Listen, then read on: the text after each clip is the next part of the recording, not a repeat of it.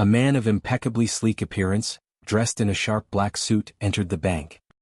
He carried himself with an innate grace, a quiet dignity that seemed to precede him. Yet, the moment he approached the counter, the teller's voice sliced through the hushed atmosphere, dripping with condescension. "Aha, you lost, sir? This line's for actual account holders." "I'm here to authorize a wire transfer," the man stated calmly, extending his ID. "Here it is." Her lips curled into an ugly sneer. She snatched the identification, gave it a perfunctory glance that lasted barely half a second, then flung it onto the polished floor as if it were refuse. "I've seen better fakes in prison," she scoffed, her voice loud enough to carry. A collective gasp rippled through the bank. Every eye was fixed on the scene. The man, without a word, knelt slowly, retrieving his ID. His composure was unnerving, but in the depths of his eyes, a quiet, furious fire ignited. Before he could rise, two burly security guards materialized, roughly shoving him towards the exit. "You don't belong in places like this," one guard chided, a smirk playing on his lips. He turned to his coworkers, laughing. "Probably thought he'd open $1 billion account. Look at his shoes." Standing outside, the man's gaze settled on the bank's prominent logo. A slow, deliberate nod.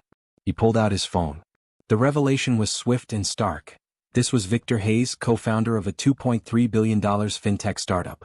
He had arrived not to open an account, but to sign a pivotal partnership deal with this very institution. Inside, oblivious to the unfolding drama, the bank's board was electric with anticipation. "This partnership could transform our entire tech operation," the bank director enthused. Victor, earlier, had simply offered a polite smile and stated, "I just want a bank that respects all its customers." They had set a public announcement for Monday, completely unaware of the profound disrespect he had just endured. Victor's response was swift and surgical. A formal email landed in the CEO's inbox, accompanied by irrefutable security footage. The teller's contemptuous act, the staff's mocking laughter, the guard's forceful expulsion. The email subject line was chillingly precise. "Your staff showed me exactly what your brand stands for. We're ending all negotiations effective immediately." Panic erupted in the CEO's office. The PR team scrambled in a desperate damage control effort.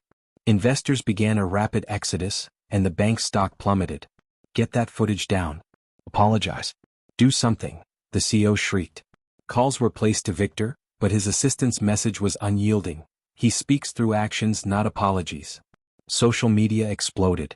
Hashtags like #JoshIDon'tBelongHere and #BankingWhileBlack surged, dominating online conversations. News channels amplified the story. Black tech billionaire walked into a bank and was thrown out by a racist teller. Bank just lost a $2.3 billion deal.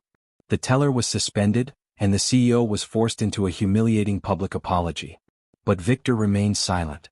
2 weeks later, Victor Hayes signed a new, even larger $4 billion deal with the bank's direct competitor, a prominent black-owned financial institution. In a subsequent interview, Victor articulated his decision with quiet conviction. "I wanted to invest in a place where respect isn't earned by your skin color or your suit, but simply by your humanity." The teller, now jobless, watched the viral video of her own humiliation. Her eyes filled with the bitter sting of regret. No one would hire her. She had become, irrevocably, the public face of discrimination. Sometimes silence is the loudest message of all.